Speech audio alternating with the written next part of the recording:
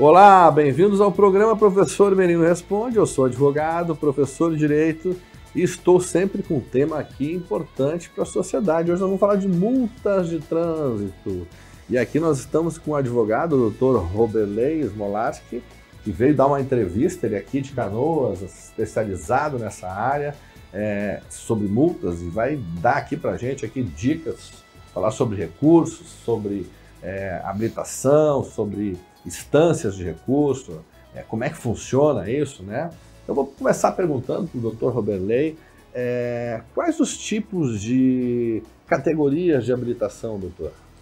As categorias de habilitação que a gente tem hoje, tá, seriam a ACC, que foi de certa forma, uma inovação que teve mais recentemente, legislativa, que seriam aqueles veículos automotores, elétricos, né, que hoje estão exigindo esse tipo específico de habilitação. Temos a categoria A, que seriam para as motocicletas, a categoria B, que seria o carro, C, que é mais voltado para caminhões de cargas, caminhões pesados, né. Tem uma categoria D, que aí seriam ou cargas vivas ou cargas de pessoas, né, que aí mais o transporte de pessoas, escolar, né, municipal, intermunicipal. E também temos a categoria E, que é uma categoria mais especializada, né, para transportes de grandes veículos articulados, como carretas, bitrens e afins. Perfeito. E, doutor, o que é uma multa autossuspensiva e como é que funciona isso, esse tipo de multa? O que é essa multa autossuspensiva e as consequências? A multa autossuspensiva, ela ocorre em alguns casos, tá? Como, por exemplo, quando tu infringe, né, o limite de velocidade superior a 50%, né, é um exemplo. Ou quando nós temos ali o condutor que anda sem capacete ao dirigir a motocicleta, né, são multas que geram essa autossuspensão. Por óbvio que ela também exige, né, ela vai exigir um processo ali de trânsito para ser averiguado isso, mas ela é autossuspensiva. Perfeito. E como é que eu vou saber se a multa é leve, grave ou gravíssima? Como é que eu vejo essa classificação? Essa classificação, ela consta, né, no CTB, na Lei 9.503 de 97, né, que vai estipular algumas condutas, né, especificamente ali elas têm algumas determinações, por exemplo, no artigo 256, do CTB ali e seguintes, né, que vai em gravíssima, que vai gerar 7 pontos na carteira, tem a grave, que vai gerar 5, né, tu tem a média, que vai gerar 4 pontos na carteira, e a leve, que vai gerar 3 pontos, ou em alguns casos também ela pode gerar uma certa repreensão, tão somente, que aí não vai ter imputação de pontos propriamente dito na carteira. Perfeito. Então tem algumas multas que a gente tem ali só o pagamento, né, daquele valor, né? E tem alguns casos mais graves em que há suspensão, né?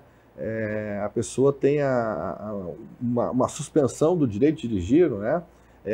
Pode citar alguns casos assim mais graves que ocorre essa suspensão do direito de dirigir, doutor?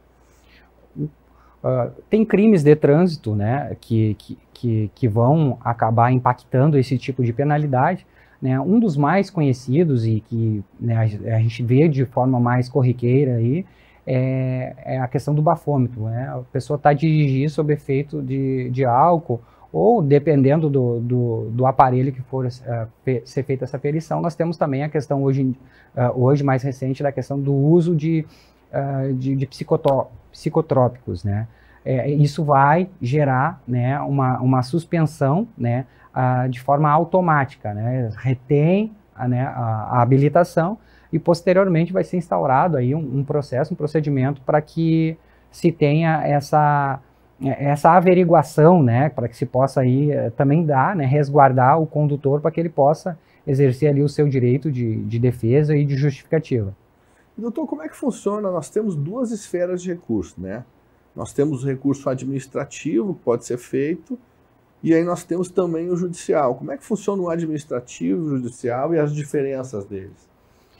Bom, o primeiro recurso, né, de instância, ele é o administrativo. Por quê? Geralmente ele começa com a notificação, né, do condutor ou infrator, né, para apresentar uma defesa prévia, né. Posterior a isso, a gente tem um recurso, né, que vai para a Jari, que é uma primeira instância do processo administrativo, tá? Importante destacar que os prazos, eles todos hoje estão unificados, são prazos de 30 dias, né? E tendo uma segunda instância, que seria o CETRAN, né? Que é a nível de Estado, que vai poder estar fazendo essa revisão de matéria, né? Para julgar a legalidade, se de fato aquela infração ocorreu como está prescrita no boletim de infração, no AIT, né, para ver se a autoridade de trânsito ali que aplicou essa sanção também obedeceu aos ditames legais que estão prescritos no Código de Trânsito. Perfeito. E esse recurso administrativo, né, da Jari, né, essa Jari, que é uma comissão que faz essa avaliação, eles têm um tempo para julgar esse recurso? Existe um tempo legal para julgar? E essa junta é a última instância ou tem mais uma instância? Fala para a gente em todas as fases, por exemplo, a primeira é a defesa prévia, depois quais são os recursos administrativos possíveis, né? Dentro do recurso simplesmente administrativo. Explica para a gente as instâncias. Bom, as instâncias são, como eu digo, a Jari, né, que é a junta, geralmente ela se localiza em âmbito municipal, né? Ela vai ficar num âmbito mais municipal, né? Vai ser uma junta de avaliadores que vão estar fazendo essa primeira análise, né, da defesa, né, que aí é da defesa propriamente dita. Né? Em regra, né, se tem como 30 dias, como estabelece salvo engano, o artigo 182A do CTB, né, que estipula que os prazos são de 30 dias. 30 dias para julgar esse recurso. O que se vê na prática é que esse prazo ele é muito extrapolado, né? Ele há uma dilatação tendo em vista a quantidade e volume de recursos que chega também para esse julgamento. A gente também tem que ter essa sensibilidade, né? E o que se prevê é que, quando extrapolado os prazos legais, há aquilo que a gente chama de preclusão, né? Em tese, a pretensão punitiva, né, do órgão de trânsito cessaria, mas não é o que se tem de julgamento na prática, né? Até porque os pontos, eles decaem no prazo de 1 ano. Então tem mais ou menos 1 ano para que o Jari faça o julgamento administrativo, ou ele pode levar mais de um tempo, mais de 1 ano?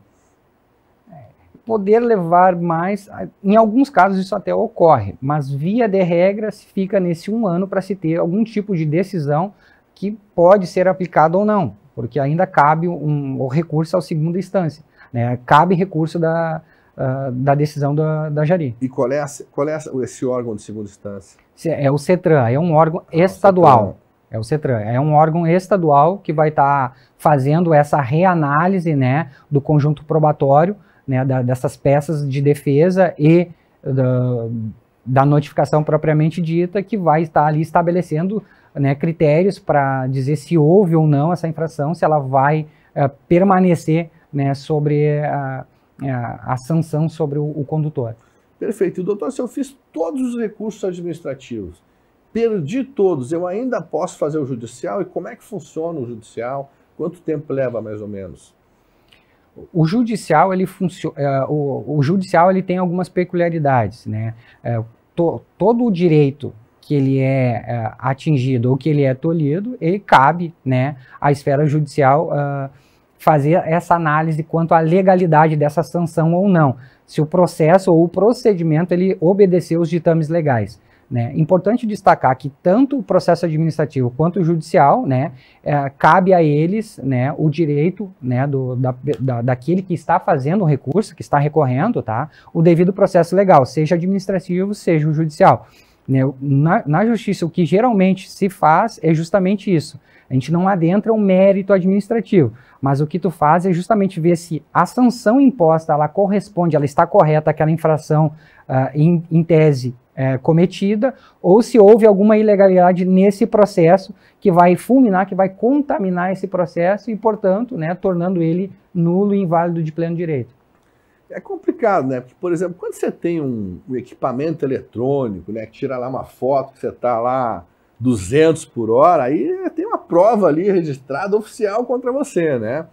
Agora, quando é um guarda de trânsito que te aplica a multa, né? Ah, ele estava com o celular, ele estava isso, aquilo, né? Como é que você vai ter essa certeza que você fez aquilo? Eu mesmo já recebi multa que eu, sinceramente, não lembro de ter feito aquilo, entendeu? E aí eu pergunto, será que o policial pode errar, né? Às vezes eu posso ter pego alguma outra coisa no carro, ele achou que era no celular, né? E aí, como é que fica? Eu não cometi aquilo, o policial lá, o guarda de trânsito errou, né? Só estava eu no carro, só estava o guarda lá. Como é que eu vou fazer uma defesa para comprovar isso, né? É possível eu levantar esse tipo de coisa, né? Ou não? Como é que funciona?